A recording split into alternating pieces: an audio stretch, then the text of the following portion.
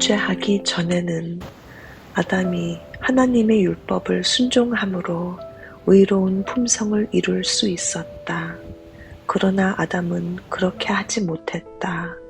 그의 죄 때문에 우리 모두는 죄인이 되고 우리 스스로의 힘으로 의롭게 될 수 없다. 우리는 죄가 많고 거룩하지 못하기 때문에 하나님의 율법에 완전히 순종할 수 없다. 우리는 우리를 순종할 수 있게 해줄 우리 자신의 의를 간직하지 못하고 있다. 그리스도께서 우리에게 피할 길을 마련해 놓으셨다. 그분께서는 이 세상에 사시면서 우리가 당해야 할 것과 똑같은 시련을 당하셨지만 죄 없는 생애를 사셨다. 그분은 우리를 위해 돌아가셨고 이제는 우리의 죄를 대신 지시고 당신의 의를 우리에게 주시기를 제안하신다. 우리는 우리의 죄된 자아를 그분께 바치고 그분을 우리의 구주로 받아들일 수 있다. 그리하면 우리는 예수님 때문에 의로운 사람으로 간주된다.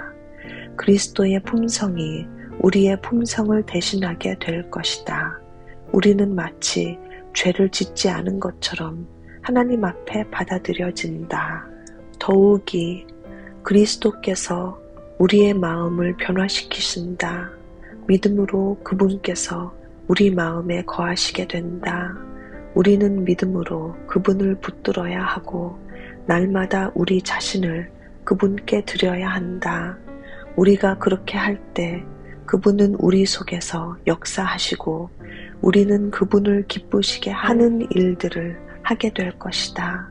그때 우리는 이제 내가 육체 가운데 사는 것은 나를 사랑하사 나를 위하여 자기 몸을 버리신 하나님의 아들을 믿는 믿음 안에서 사는 것이라고 말하게 될 것이다.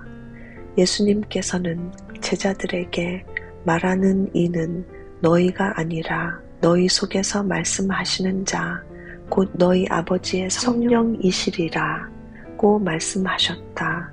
그러면 우리 속에서 역사하시는 그리스도와 함께 우리는 하나님을 순종하고 그분의 선하신 일을 하게 될 것이다. 우리의 생애는 순종, 곧 의로운 행위를 보여주게 될 것이다. 우리는 자만하거나 자찬할 이유를 전혀 가지고 있지 않다. 우리의 소망은 하나님이 우리의 것으로 간주해 주시는 예수님의 의 안에 있다. 우리는 그분의 성령이 우리 안에서 그리고 우리를 통하여 하시는 일 때문에 소망을 가지게 된다. 우리는 믿음의 진정한 의미를 이해해야 한다. 우리가 이미 알고 있는 것을 사실로 믿는다고 해서 우리가 믿음을 나타낸다고는 할 수 없다. 우리는 하나님이 살아계심을 안다. 우리는 그분의 능력을 믿는다. 우리는 그분의 말씀이 진실임을 안다.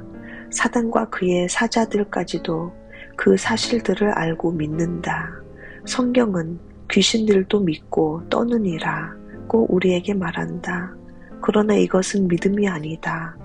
우리가 하나님의 말씀을 믿고 그분께서 우리에게 하기를 바라시는 바를 행할 때 우리는 믿음을 가지게 된다.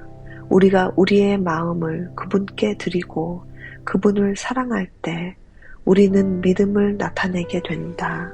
믿음은 사랑으로 역사한다. 믿음이 우리를 순결하게 해주므로 우리는 그분과 같아진다. 우리의 마음이 하나님에 의하여 새로워지지 않으면 우리는 율법을 순종하지 못한다. 우리는 진정으로 순종할 수 없다. 그러나 새로워진 우리의 마음은 거룩한 율법을 즐거워하게 된다. 다윗은 내가 주의 법을 어찌 그리 사랑하는지요.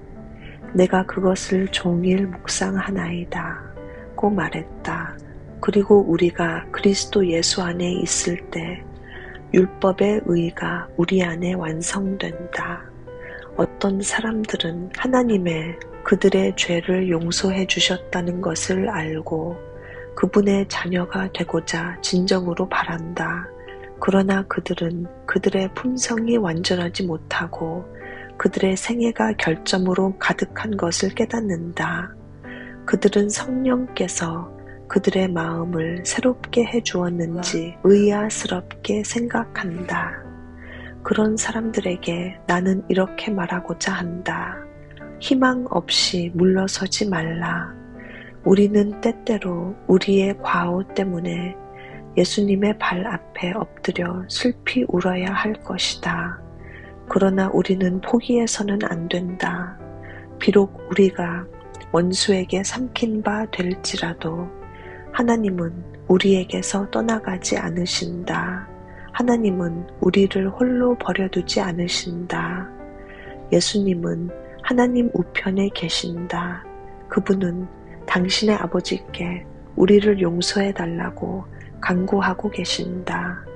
크게 사랑을 받은 사도 요한은 나의 자녀들아, 내가 이것을 너희에게 쓰면 너희로 죄를 범치 않게 하려 함이라. 만일 누가 죄를 범하면 아버지 앞에서 우리에게 대언자가 있으니 곧 의로우신 예수 그리스도시라 고 기록했다.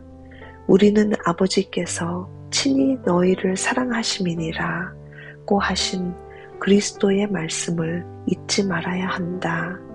그분께서는 우리를 당신께로 다시 돌아오게 하고자 열망하신다.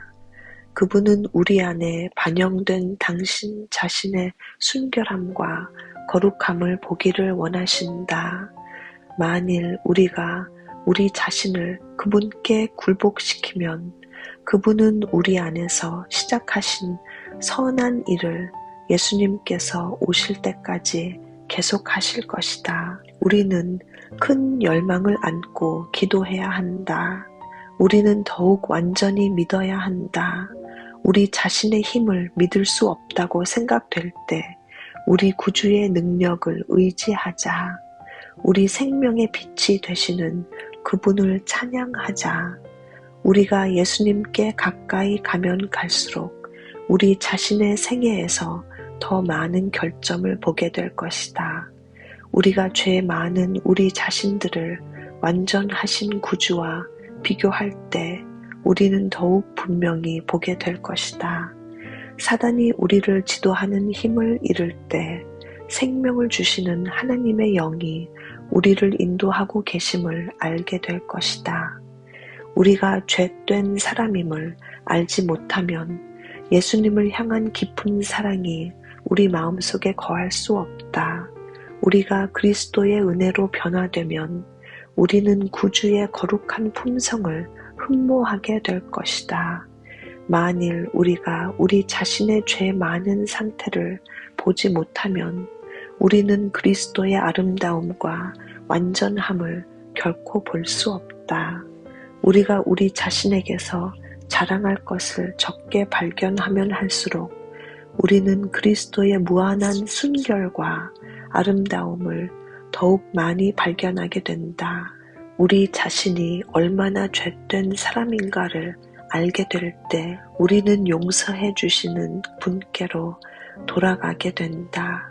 우리가 우리 자신의 죄된 상태를 깨달을 때 우리는 예수님을 향하여 손을 뻗게 된다. 그러면 예수님께서 도움의 힘을 가지고 오신다. 우리가 필요를 느낄 때 구주와 하나님의 말씀을 찾아가게 된다. 우리는 그분의 아름다운 품성을 보면 볼수록 더욱더 그분과 같아질 것이다.